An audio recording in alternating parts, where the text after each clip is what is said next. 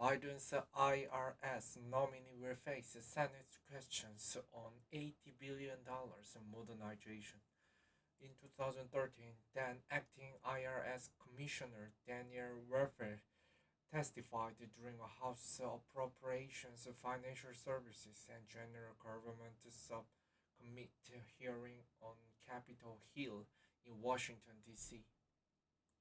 Washington CNN. President Joe Biden's pick to lead the Internal Revenue Service is expected to be grilled by lawmakers Wednesday over how he intends to oversee the use of $80 billion in new funding coming to the agency over the next decade. Daniel Werfel, a former acting IRS commissioner, will testify before the Senate Committee on Finance Wednesday morning. The full Senate, which is controlled narrowly by Democrats, is expected to later approve his nomination. But first, welfare could face hard questions about how he will use the new money to revitalize the struggling tax agency. Democrats' sweeping Inflation Reduction Act, which passed along party lines last year, approved $80 billion for the IRS over 10 years, intending to support the agency to cracking down on tax cheat and providing better service to taxpayers. It's expected that the agency could boost the federal revenue by more than $100 billion over that time period by collecting more in taxes.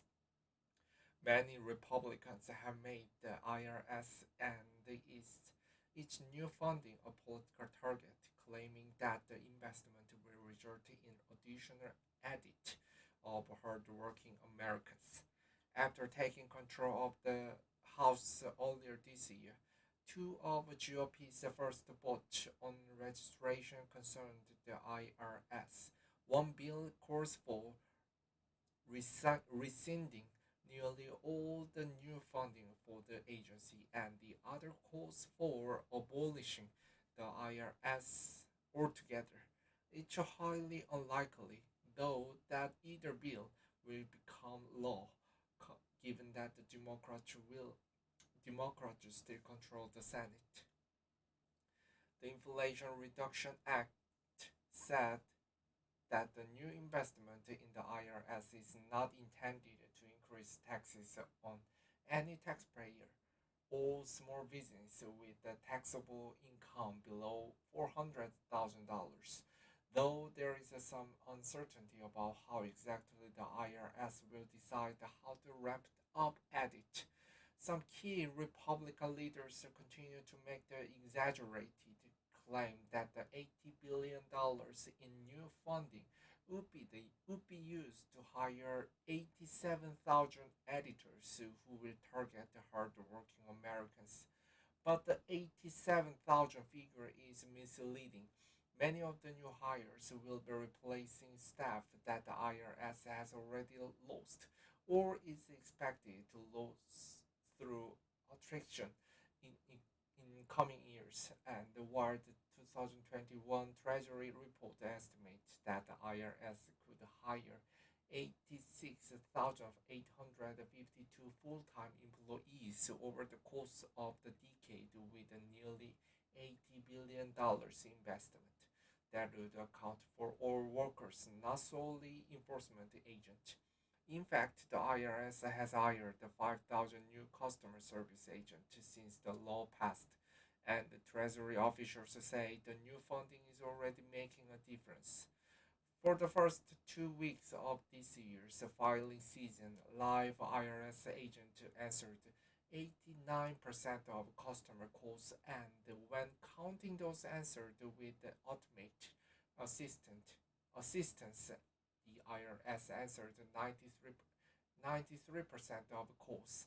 Those rates are a stark contrast to last year when the IRS was able to answer just 13% of calls. So far this year, the IRS has processed 29% more returns than it had at the same point last tax filing season. Werfer has a background unique interest in government operations. Werfer served as acting IRS commissioner for 7 months in 2013 at a particularly hard time for the agency. His predecessor resigned following the revelation that the agency targeted conservative groups seeking tax exempt status for extra scrutiny. Prior to his earlier stint at the IRS, Werfer worked for nearly 16 years at the White House Office of Management and Budget, serving as deputy controller and then federal controller. After leaving the government, he joined the Boston Consulting Group, where he is a managing director and a partner on the federal and the public sector teams. Werfer is also the co-host of the podcast called Gov Actually about how government works.